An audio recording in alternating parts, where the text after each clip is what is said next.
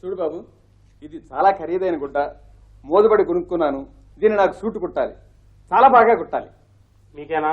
నాకే. లాభం లేదండి, ఇది మీకు సరిపోతుంది. సరిపోతుందన్నాడే షాప్ పెద్ద మనిషి.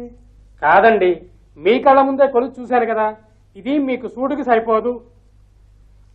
సరే టైలర్ బాబు, ఖరీదైన గుడ్డ, మోదుబడి కొనుక్కున్నాను. మీరు నాకు సూటు కుట్టాలి. అలాగే సార్, సూటు మా ప్రత్యేకత.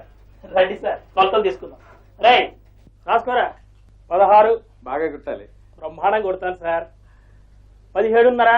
చాలా బాగా ఉండాలయ్యా. మీకెందుకు సార్, మీరు ఎల్లుండి రండి. సూట్ చూసి మీరు సాటిస్ఫై అవ్వకపోతే నన్ను అడగండి.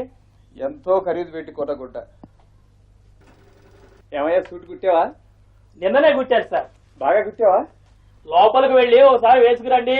మీరు సాటిస్ఫై అవ్వకపోతే నన్ను అడగండి. అలాగే. మనం కొట్టడమో సూటు బాగోకపోవటమా? బాగుందయ్యా, సూటు బ్రహ్మాండంగా కుట్టావు.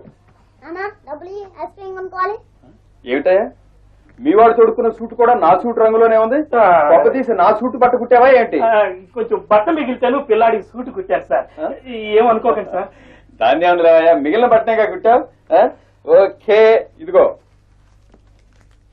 నువ్వు సాటిస్ఫై అయినట్టేనా? వస్తాను. మంచిది సార్. ఏం బాబు, నేను తెచ్చిన గుట్ట నాకు సూటుకే చాలదన్నావు. ప్రక్క వీధిలో గుట్టించాను.